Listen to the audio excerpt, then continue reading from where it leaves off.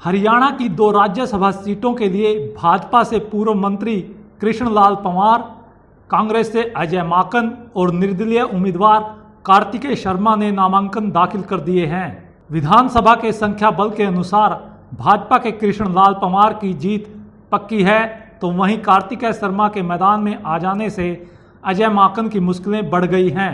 भाजपा के पास 40 विधायक हैं और पंवार को राज्यसभा पहुंचाने के लिए 31 विधायक मतदान करेंगे, इसलिए पंवार की जीत सुनिश्चित है।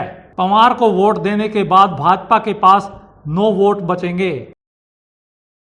हमने अपने कैंडिडेट श्री कृष्ण पंवार जी का फार्म भरवाया है और इसी प्रकार कांग्रेस ने भी अजय माकन उनका एक फार्म भरवाया है। अभी तक 2 फार्म भरे गए हैं। सायंकाल तक क्या और व्यवस्था बनती है उस हिसाब से पता लगेगा। अगर केवल 2 ही रह जाते हैं तब तो आगे चुनाव की कोई परिस्थिति नहीं होगी और ये एक प्रकार का चुनाव फाइनल माना जाएगा। लेकिन अगर कहीं 2 के बाद तीसरा चौथा कोई फार्म भरा जाता है तो निश्चित रूप से 10 तारीख को वोटिंग का दिन है। 10 तारीख को वोटिंग होगी। देखिए, ये एक सबका अपना लोकतांत्रिक अधिकार है और उस लोकतांत्रिक अधिकार में फार्म भरना सबका काम है। जो भरेंगे तो उसके बाद पता लगेगा। मैंने बताया कि अगर 2 ही रह जाते हैं तो वोटिंग नहीं होगी।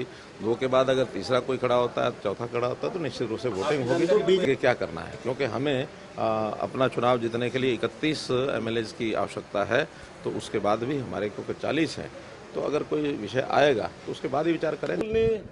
पूरे देश में 18 करोड़ कार्यकर्ता भारतीय जनता पार्टी के हैं और भारतीय जनता पार्टी संगठन सब पर नज़र रखता है किस कार्यकर्ता के किस समय क्या काम लेना है। इससे पहले संगठन ने मुझे हरियाणा प्रदेश की SC मोर्चा की प्रदेश की जिम्मेदारी सौंपी थी। हमने ईमानदारी से उस पर काम किया और अब पार्टी संगठन ने चाहा कि मैं राज्यसभा में जाऊं, आशीर्वाद दिए करके। अब राज्यसभा में जाने के लिए मुझे नॉमिनेशन फाइल किया है।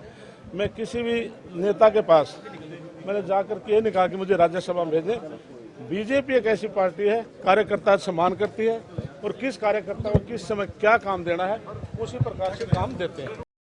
वहीं कांग्रेस के पास 31 विधायक हैं और माकन तभी राज्यसभा पहुंच पाएंगे जब 31 के 31 विधायक अजय माकन को वोट देंगे।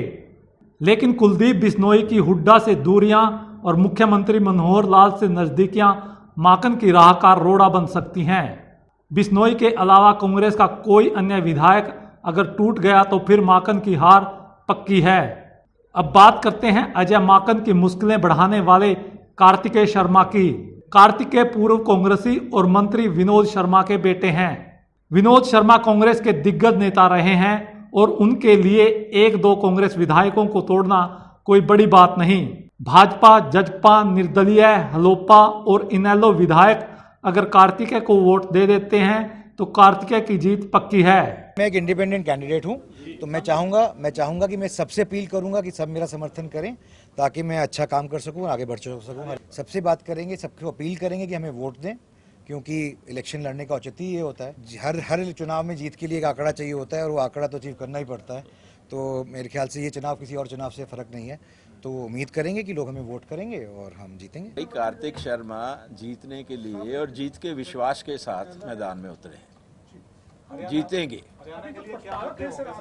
हरियाणा के लिए मुद्दे यही हैं कि हरियाणा के लिए जो उम्मीदवार दिया गया है कांग्रेस पार्टी की तरफ से वो हरियाणा का नहीं है, वो बाहर का है। वो हरियाणा के मुद्दों को राज्यसभा में रख नहीं सकेगा, हरियाणा को इंसाफ नहीं दिलवा सकेगा। इसलिए कार्तिक शर्मा ने फैसला किया कि मैं हरियाणा के मुद्दों को लेकर जाऊंगा राज्यसभा में as a representative of the state, और मैं वहां पे हरियाणा के मुद्दों को रखूंगा और हरियाणा के लोगों को इंसाफ दिलाने के लिए उनके लिए लड़ूंगा।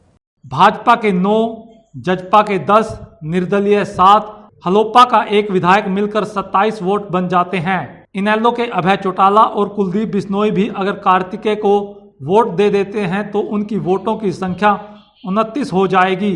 अब यहां पर शुरू होगी जोड़ तोड़ की राजनीति। अगर कांग्रेस के कुलदीप बिश्नोई के अलावा 2 और विधायक टूट जाते हैं तो कार्तिकेय की राज्यसभा में एंट्री सुनिश्चित हो जाएगी। 10 जून को इन 2 सीटों के लिए हरियाणा विधानसभा में मतदान होगा। हरियाणा में राज्यसभा की 5 सीटें हैं।